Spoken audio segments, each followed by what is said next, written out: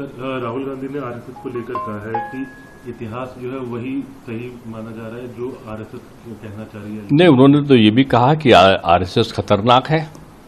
मुझको लगता है कि आदरणीय राहुल गांधी जी को अभी अध्ययन की जरूरत है, उनमें और अधिक परिपक्वता आए, इसकी भी आवश्यकता आज बहुत ज्यादा है। उनके पूज्य नानाजी के समय परेड में आरएसएस शामिल हो सकता है, तब वो देशभक्त और राष्ट्रभक्त था। शताब्दी का एक इतिहास है आरएसएस का, और इस शताब्दी के उसके इतिहास में राष्ट्र सेवा, सामाजिक समरसता, आपदा राहत, शिक्षा, सेवा कार्य, ये उसका आराधन रहा है, उसका मुख्य काम रहा है।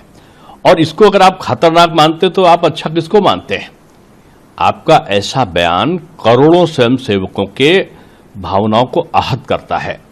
राहुल जी, अगर आप राजनीतिक ध्रुवीकरण के लिए कोई चीज कह रहे हैं या किसी धर्म विशेष की तुष्टिकरण के लिए कह रहे हैं, वो अलग बात है।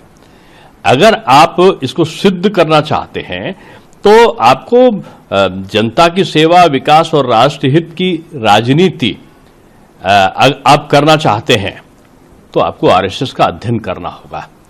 और आपसे मेरा बार बार हमेशा आग्रह रहता है कि आपके पास अगर ठोस प्रमाण हो तभी आप सार्वजनिक चर्चा किया करिए।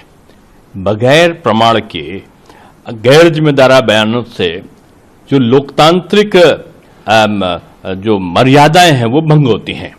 और लोकतंत्र में असहमत का उत्तर तो तर्क से दिया जा सकता है, लेकिन अपमानजनक जो विश्लेषण है राहुल गांधी जी के, जिनमें उपद्रवीय भावना की, अराजक संभावनाओं की एक बू आती है, उससे उनको बचना चाहिए।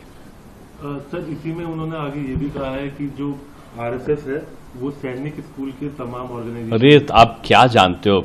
आप तो इतना भी देश का दौरा करते हो, आप तो हर रात। अब ये अलग बात है कि आप स्विट्जरलैंड और थाईलैंड और कहां होके आते हो, वो अलग विषय है कि आप किन देशों की करते हो, ये मैं नहीं कह रहा हूं। आप जिन भी देशों की कह रहे हो, अध्ययन करके आपको आना चाहिए कि स्कूलों में सैन्य शिक्षा भविष्य का सैनिक, भविष्य का रक्षक और राष्ट्रभक्ति के प्रति, राष्ट्र के प्रति भक्ति भावना का सृजन करने वाला होता है।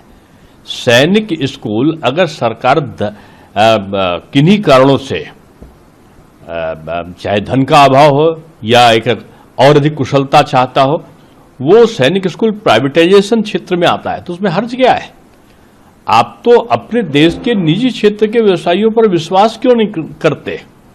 आपको विदेशी कंपनियां तो पसंद है, लेकिन देसी कंपनियों में या देसी कोई स्कूलों के संचालन में कोई आगे आता है राष्ट्रहित में, तो आपको पीड़ा क्यों हो जाती है?